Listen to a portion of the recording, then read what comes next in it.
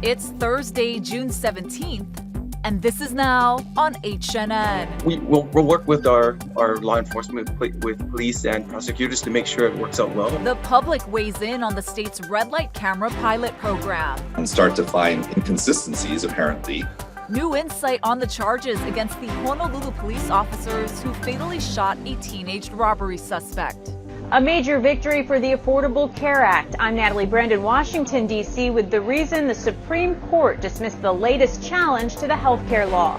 These stories, plus there's a new challenge for NASA, echoing the race to the moon back in the 1960s.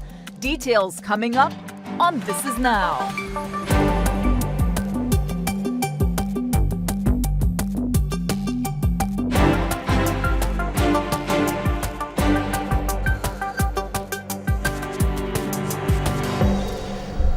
Good afternoon. Thanks for watching. This is Now. You got Jonathan and Ashley coming to you from the H&N Digital Center. We've almost made it to the weekend, but first let's get to today's top stories. That's right. Let's take you live outside with a look at our traffic cameras. There's a new pilot project in the works. We're talking about those red light cameras.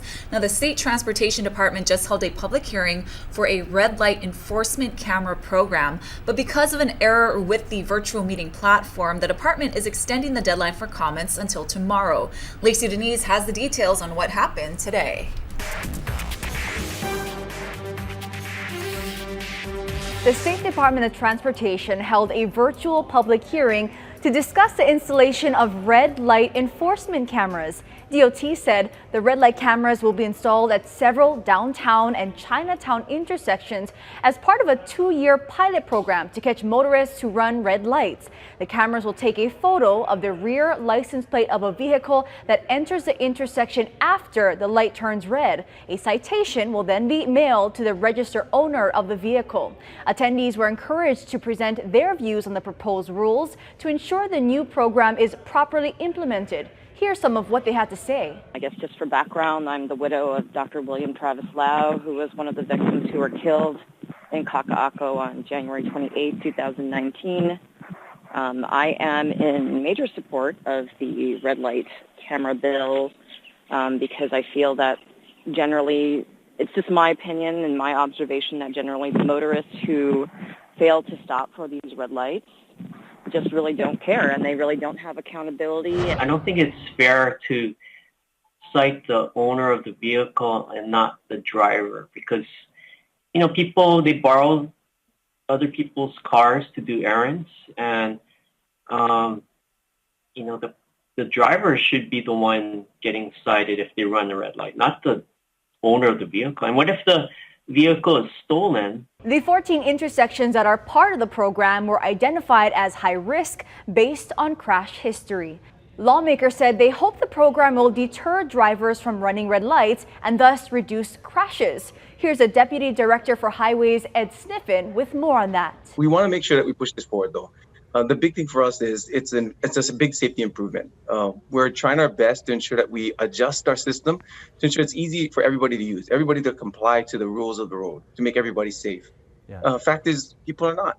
So because we're not, we got to use enforcement. We know our police officers can't be everywhere all the time. So we want these photo red light cameras up in different locations to make sure enforcement's there all the time. For Hawaii News Now, I'm Lacey Denise. Honolulu police are investigating a shooting in Waikiki that left a man in serious condition. The incident happened around 11 last night on Liliuokalani Avenue.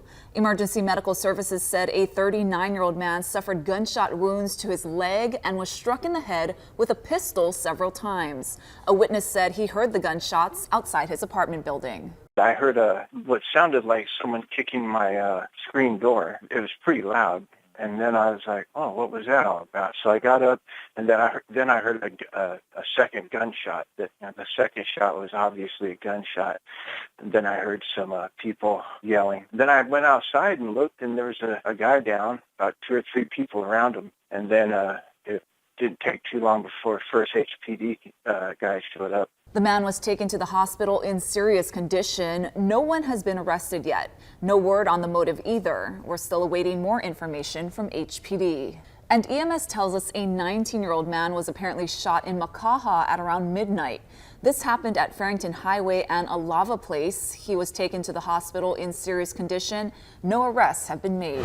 3 HPD officers charged in the shooting death of a teenage robbery suspect are still on the job, but on desk duty. They have not been arrested. But as Rick Daysog reports, legal experts say it's not on account of a lack of evidence in this case. Officers are allowed to use deadly force if they feel someone's life is in danger, either themselves or other members of the public. But in painstaking detail, the criminal complaint against officers Jeffrey Tom, Zachary Ani, and Christopher Fedeluchis shows how neither of these factors were in play during their fatal encounter with I Remember SICAP.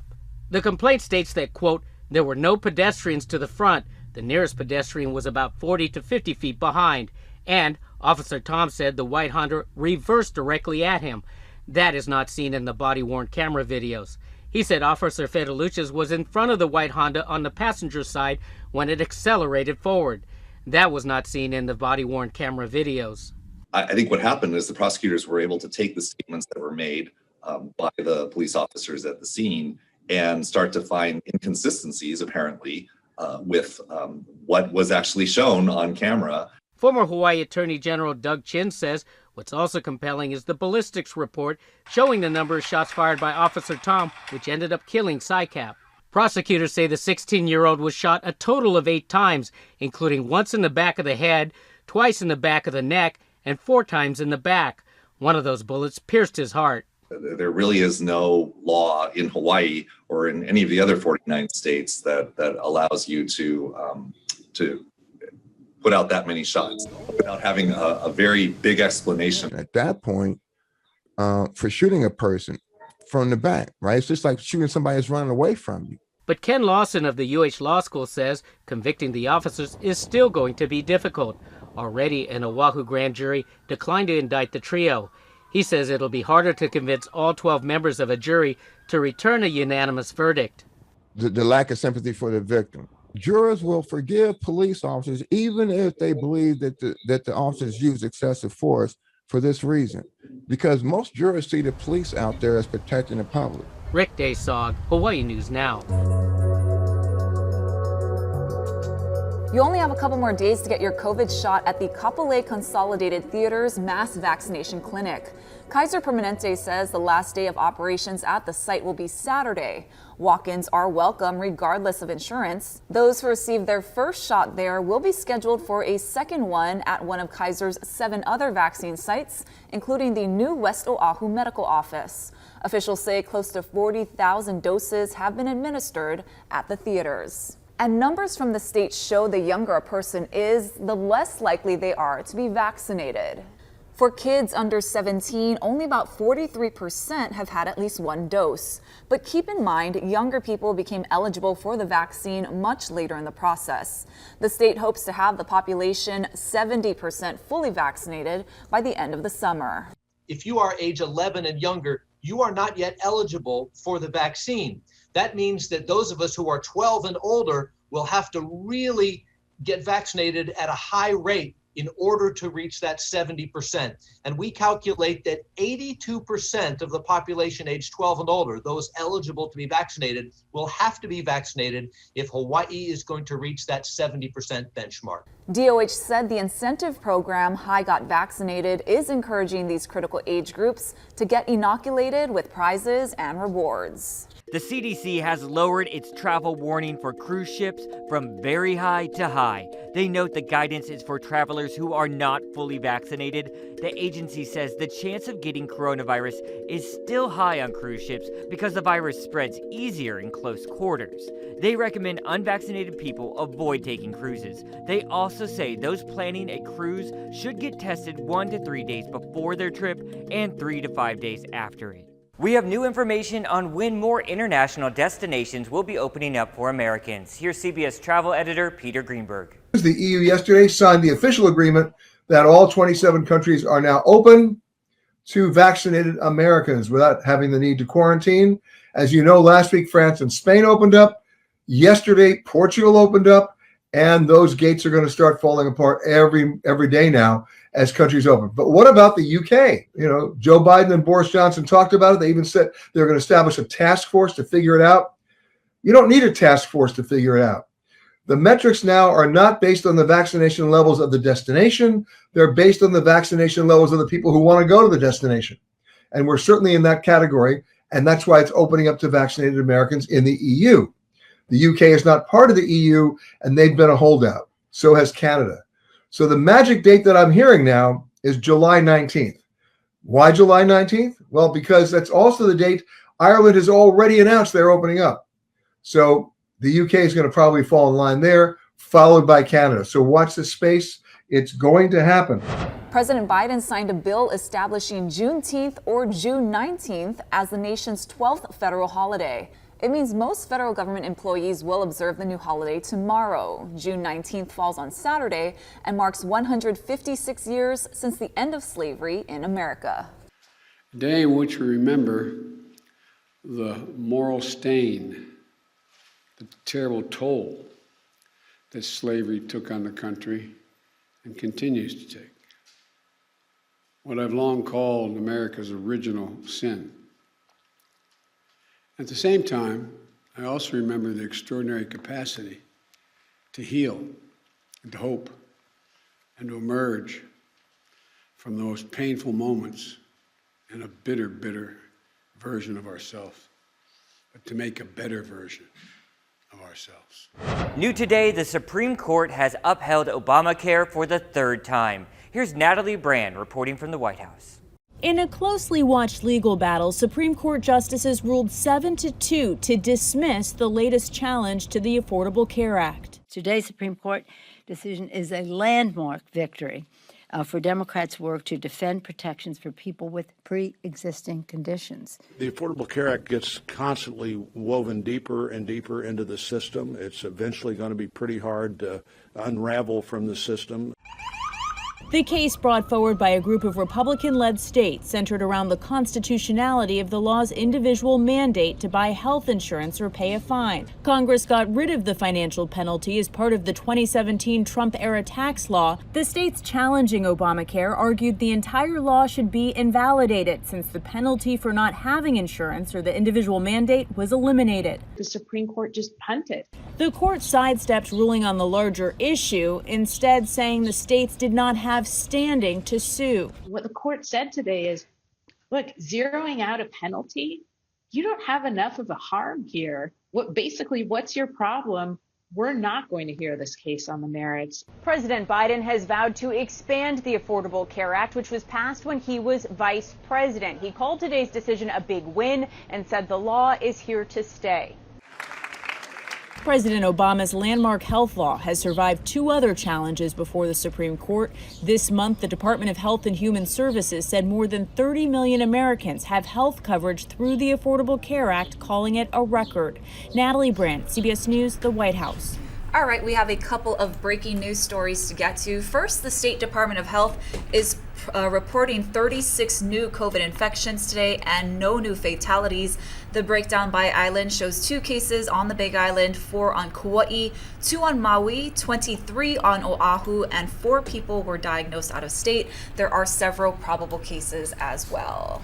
All right, Ashley, we just got some breaking news into our newsroom right now, and I'm going to show you this video, and unfortunately it is sideways here, just the way it got sent to us really just minutes ago. We have a fire burning on Montserrat right now. HFD is responding. You can see a structure there right now, many flames shooting into the air. I know HFD is on the way.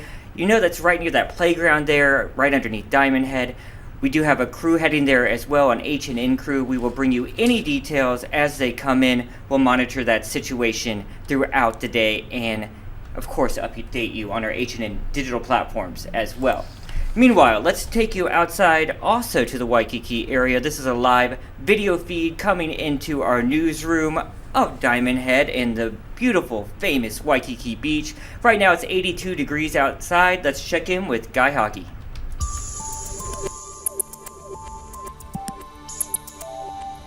How's it on this Thursday? We've got gorgeous trade wind conditions ahead, But this morning, just a few minor splashes, especially for Oahu, and there are more showers on the way. Now, keep in mind, there is a disturbance near Kauai that could enhance the rainfall for Kauai and to Oahu. Not a guarantee, but Kauai and Oahu still, there's a chance for some heavy downpours, but they'll be spotty in nature. Now, everybody's going to get those trade winds blowing brisk and breezy again today, except, of course, Kona side of the Big Island. It's going to be hot and humid over in Kona with variable winds there. Otherwise, we've got trade wind conditions, a few morning showers, lots of afternoon sunshine. High temperatures again running to the upper 80s. Remember yesterday, Kahului got to 91, and that could happen again today. Not a whole lot of surf to speak of, although this afternoon, look for a rise on the South Shore, getting bigger through the weekend. In fact, on the weekend, we could see some advisory level waves roll into the South Shore. So we got brisk and breezy trade winds today and tomorrow. And then over the weekend, things will really lighten up as far as the wind speeds, and that means higher humidity levels, and that's what you expect for the start of summer, which is on Sunday. Keep it here on Hawaii News Now. We'll have all your severe weather updates. Hokulea and Hikianalia will set sail again tomorrow for a 2-week training voyage to Papahanaumokuakea. The voyage, themed Navigating the Kupuna Islands, will focus on the cultural and ecological significance of the Marine National Monument, and the Polynesian Voyaging Society says 6 of its young navigators will be tested on 5 challenging deep-sea legs. This voyage is the second in a series of training sails to prepare crews for the 41,000-mile Moana Nui Akea voyage, scheduled to launch in May of next year. After the U.S. barred China from work at the International Space Station, the Chinese built their own. Today, China launched astronauts into space for a 3-month mission. Ian Lee has more. This is China's latest leap in the space race. 3 astronauts got a hero send-off Thursday before blasting off to the stars. They broke the Earth's bonds to begin construction on China's own space station. They really are serious in wanting to emerge as a very senior science power for the benefit of all mankind. The mission comes a decade after the U.S. banned China from the International Space Station, citing national security. So China is building their own, calling it Palace of the Heavens. It should be finished at the end of next year, while the 23-year-old International Space Station is set to be retired 2 years later. I suspect that America will actually probably keep the space station going longer because it won't want to see China having the only game in town. China felt the same way about Mars. They landed a rover on the red planet this spring, trying to keep up with the U.S. The next step in this race to space is who will be the first to return boots to the moon. China aims to plant its flag sometime in the 2030s, while the U.S. hopes to be back by 2024. Ian Lee, CBS News. All right, I got something that's just blowing up the internet, Ashley. This picture my mom sent me. Oh, wow. We're talking about space news, so I had to share this. Thanks, Mom, for embarrassing me and sending that out on the internet. This is me back in elementary school. I believe the assignment was read a book and dress up as a character from it, and I have a memory of it being Neil Armstrong for some reason. I don't know if that's right, but props to my mom again for making the best costumes in the universe with that flower pot and tinfoil space cap. There, you can't beat that. I love your homemade costume. She's so good at it. She really was. Still is. All right, Ashley, what did you find? So Diana Ross is releasing her first studio album in 15 years. It's called Thank You, and the title track and first single dropped today, and the 77-year-old says the album is all about love and togetherness. Now, it includes original songs and collaborations with famous producers. Ross recorded the album in her home studio, and it's set to be released in September. All right, and even more news from the feeds we're talking about today. Victoria's Secret is launching 2 initiatives for women empowerment. Now, to positively impact the lives of women, the company unveiled the VS Collective and the Victoria's Secret Global Fund for Women's Cancers. Now, the VS Collective features actress Priyanka Chopra, athlete Megan Rapinoe, and Victoria's Secret's first transgender model, Valentina Sampaio. It will bring together a group of women to work on creating new programs, product collections, and to support causes vital to women. This comes nearly 2 years after the Angel line ended due to criticism that the brand didn't embrace models of all sizes and backgrounds.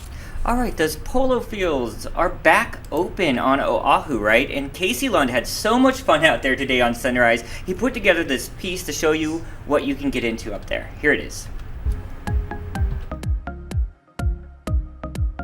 Well, the Hawaii Polo Club's been around since 1963 here in Mokuleia, and in those decades, they've had their ups and downs, including the 2020 pandemic. But they're moving forward, back up and riding here, even with spectators, and they even offer polo lessons, something I found out I was desperately in need of earlier this morning.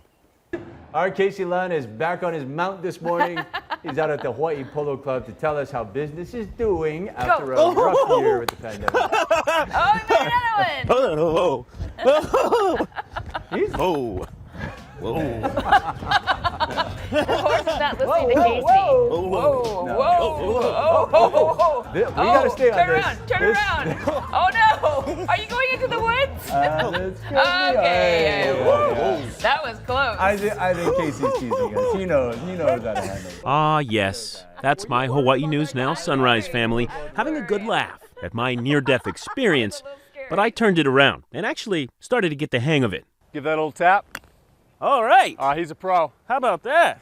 The Hawaii Polo Club has been running through 3 generations of the Daly family.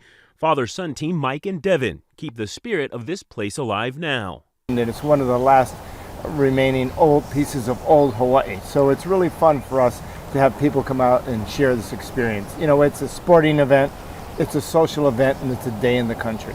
Like all small businesses, the pandemic changed their operation.